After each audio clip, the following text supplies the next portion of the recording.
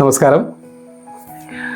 മഹാഭാരത കഥ പറഞ്ഞു പോകുമ്പോൾ അതിൽ ഏകലവ്യനെ ഒഴിച്ചു നിർത്തി പറയുന്നത് ഉചിതമായിരിക്കില്ല എന്ന് ഞാൻ കരുതുന്നു. തീർത്തും ആവശ്യം വേണ്ട ഒരു സംഗതി തന്നെയാണ്. കാരണം ഇത് ധർമ്മമാണോ അധർമ്മമാണോ എന്ന് സംശയം തോന്നുന്ന തരത്തിലുള്ള നിരവധി സന്ദർഭങ്ങൾ മഹാഭാരതത്തിൽ നമുക്ക് കാണാൻ കഴിയും. അതിലൊന്നാണ് ഈ ഏകലവ്യൻ്റെ കഥ എന്ന് പറയുന്നത്. അതിലൂടെ നമുക്കൊന്ന് പോയി നോക്കാം. ഹസ്തിനപുരിയിൽ ദ്രോണാചാര്യരുടെ നേതൃത്വത്തിൽ കുരുവംശ രാജകുമാരന്മാരെ രഹസ്യവിദ്യകൾ ഉൾപ്പെടെ അസ്ത്രശസ്ത്ര വിദ്യകൾ പഠിപ്പിക്കുന്ന ആ സമയം അയൽ രാജ്യങ്ങളിൽ നിന്ന് പോലും രാജകുമാരന്മാർ അസ്ത്രവിദ്യ പഠിക്കാനായിട്ട് ദ്രോണരുടെ നേതൃത്വത്തിൽ അസ്ത്രവിദ്യ പഠിക്കാനായിട്ട് അവിടെ എത്തിച്ചേരുമായിരുന്നു. കർണനും ആ കൂട്ടത്തിൽ ദ്രോണരുടെ ശിഷ്യനായിട്ട് അസ്ത്രവിദ്യ അഭ്യസിച്ചിരുന്നു. അങ്ങനെ ഇരിക്കും ഒരിക്കൽ കാട്ടാള രാജാവായിരുന്ന ഹിരണ്യധനുസിൻ്റെ മകനായിരുന്ന ഏകലവ്യൻ അസ്ത്രവിദ്യ പഠിക്കാനായിട്ട് ഹസ്തിനപുരിയിൽ എത്തിച്ചേർന്നു. രാജകുമാരന്മാരുടെ അന്തസ്സിനെ കരുതിയിട്ട് കാട്ടാളൻ്റെ രാജാവിൻ്റെ മകനെ ശിഷ്യനായിട്ട് സ്വീകരിക്കാൻ ദ്രോണാചാര്യൻ തയ്യാറായില്ല. ഏകലവ്യനാകട്ടെ ഗുരുവിൻ്റെ പാദം തൊട്ട് നമസ്കരിച്ചുകൊണ്ട് തിരികെ കാട്ടിലേക്ക് പോവുകയും ചെയ്തു. ഏകലവ്യൻ തിരിച്ച് കാട്ടിൽ ചെന്നിട്ട് കളിമണ്ണ് കൊണ്ട് ദ്രോണാചാര്യരുടെ ഒരു പൂർണ്ണകായ പ്രതിമ ഉണ്ടാക്കി വയ്ക്കുകയാണ് ആദ്യം ചെയ്തത്. ആ പ്രതിമയെ തൻ്റെ ഗുരുവായിട്ട് സങ്കല്പിച്ചുകൊണ്ട് വർദ്ധിച്ച വീര്യത്തോടെ ഈ ഒരു വിദ്യ സ്വായത്തമാക്കാനുള്ള ശ്രമങ്ങൾ തുടർന്നു. നിസ്വാർത്ഥവും നിഷ്കളങ്കവുമായിട്ടുള്ള ഗുരുഭക്തി കൊണ്ടും നിരന്തരമായിട്ടുള്ള പരിശീലനം കൊണ്ടും അസ്ത്രവിദ്യകളിൽ ഏകലവ്യൻ അഗ്രഗണ്യനായി തീർന്നു.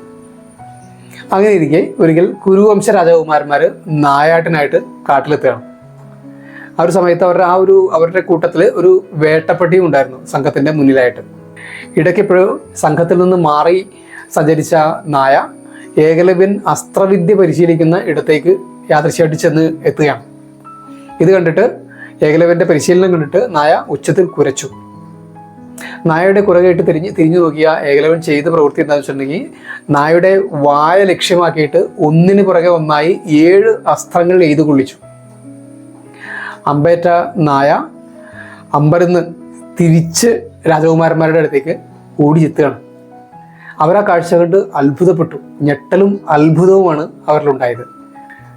ഇത്രയും കൃത്യമായിട്ട് ഒരേ ഇടത്തേക്ക് അമ്പെയ്ത് കൊള്ളിക്കാൻ തക്കവിധം കഴിവുള്ള ആ അസ്ത്രവിദ്യ നൈപുണ്യം നേടിയ ആളാരാണെന്ന് അവർ ചിന്തിച്ചു. ഇത്രയും അത്ഭുതകരമായ തരത്തിൽ അമ്പെയ്ത് കൊള്ളിച്ച ആ വില്ലാളിയെ തേടി അവർ കാട്ടിലാകെ നടന്നു. ഒടുവിൽ അമ്പെയ്ത് പരിശീലനം നടത്തുന്ന ഏകലവ്യനെ അവർ കണ്ടുപിടിക്കുക തന്നെ ചെയ്തു. പക്ഷേ അവർക്ക് ആളെ തിരിച്ചറിയാനായിട്ട് സാധിച്ചില്ല. താൻ കാട്ടാള രാജാവായ ഹിരണ്യധനുസിൻ്റെ മകനാണെന്നും ദ്രോണാചാര്യരാണ് തൻ്റെ ഗുരുനാഥൻ എന്നുമുള്ള വിവരങ്ങൾ അവരിൽ നിന്ന് രാജകുമാരന്മാർ മനസ്സിലാക്കി. അവർ തിരികെ ഹസ്തിനപുരത്തിലെത്തിയപ്പോൾ ഈ കണ്ട വിവരങ്ങളെല്ലാം തന്നെ ദ്രോണാചാര്യരോട് പങ്കുവച്ചു. ഇത്രയും അസാമാന്യമായിട്ടുള്ള പ്രതിഭ ഏകലവ്യൻ പ്രകടമാക്കിയതിൽ അക്കൂട്ടത്തിൽ ഏറ്റവും കൂടുതൽ ആകുലനായത് അർജുനൻ തന്നെയായിരുന്നു. അർജുനൻ തൻ്റെ ഗുരുനാഥനോട് ഇങ്ങനെ പറഞ്ഞു: ഗുരുനാഥ, അങ്ങൊരിക്കൽ പറഞ്ഞിരുന്നില്ലേ അങ്ങയുടെ ശിഷ്യരിൽ ഏറ്റവും സമർത്ഥൻ ഞാനായിരിക്കുമെന്ന്? എന്നിട്ട് ഇപ്പോഴും ആ ഏകലവ്യൻ്റെ സാമർഥ്യം കണ്ടില്ലേ? അങ്ങ് തന്നെയല്ലേ അവരുടെയും ഗുരു? അർജുനൻ്റെ ഈ ആശങ്കാകുലമായിട്ടുള്ള വാക്കുകൾ കേട്ടിട്ട് ദ്രോണർ ചിന്താമഗ്നനായി. അല്പമൊന്ന് ആലോചിച്ചിട്ട് ഉറച്ചൊരു തീരുമാനമെടുത്തുകൊണ്ട് ദ്രോണാചാര്യർ അർജുനനെയും കൂട്ടി വനത്തിലേക്ക് പുറപ്പെട്ടു. അസ്ത്രവിദ്യ പരിശീലനം നടത്തിക്കൊണ്ടിരിക്കുന്ന ഏകലവ്യനെ വളരെ ദൂരെ നിന്ന് തന്നെ ഇരുവരും കണ്ടു. ഗുരുനാഥനെ കണ്ടപ്പോൾ തന്നെ ഏകലവ്യൻ ഓടി വന്ന് അദ്ദേഹത്തിൻ്റെ പാദനമസ്കാരം ചെയ്തു. തൻ്റെ മുന്നിൽ കൂപ്പുകൈയോടെ നിൽക്കുന്ന ഏകലവ്യനോട് ദ്രോണർ പറഞ്ഞു: മിടുക്കൻ, നീ എൻ്റെ ശിഷ്യനായതിനാൽ എനിക്ക് ഗുരുദക്ഷിണ തരേണ്ടതുണ്ട്. കൃതജ്ഞതയോടെ ഇതെല്ലാം കേട്ടു നിന്ന ഏകലവ്യൻ പറഞ്ഞു: ഗുരുനാഥ, അങ്ങേക്ക് തരാനായിട്ട് എൻ്റെ കയ്യിൽ ഒന്നുമില്ലല്ലോ. എങ്കിലും ഞാൻ എന്താണ് വേണ്ടതെന്ന് അങ്ങ് ആജ്ഞാപിച്ചോളൂ. അർജുനൻ്റെ പരിദേവനം മനസ്സിലുള്ള ദ്രോണർ വളരെ ബുദ്ധിപൂർവം ഏകലവ്യൻ്റെ വലത് കൈയിലെ തള്ളവിരൽ ഗുരുദക്ഷിണയായിട്ട് ആവശ്യപ്പെടുന്നു. ഗുരുനാഥൻ്റെ ക്രൂരമായിട്ടുള്ള ആവശ്യം മനസ്സിലാക്കിയിട്ടും വളരെ സന്തോഷത്തോടെ ഏകലവ്യൻ അത് നിറവേറ്റുകയാണ് ചെയ്യുന്നത്. പെരുവിരൽ നഷ്ടപ്പെട്ട ഏകലവ്യൻ അസ്ത്രാഭ്യാസം തുടർന്നുവെങ്കിലും പഴയ ആ കൈവേഗത വീണ്ടെടുക്കാനായിട്ട് സാധിച്ചില്ല. അത് തന്നെയായിരുന്നു ദ്രോണരും ആഗ്രഹിച്ചത്. ഈ ഒരു സന്ദർഭത്തിൽ അധർമ്മം പ്രവർത്തിച്ചത് യഥാർത്ഥത്തിൽ ആരാണ്? ദ്രോണരോ അർജുനനോ അതോ രാജകൊട്ടാരത്തിൽ അസ്ത്രവിദ്യ പഠിക്കാനായിട്ട് തേടിച്ചെന്ന ഏകലവ്യൻ തന്നെയോ?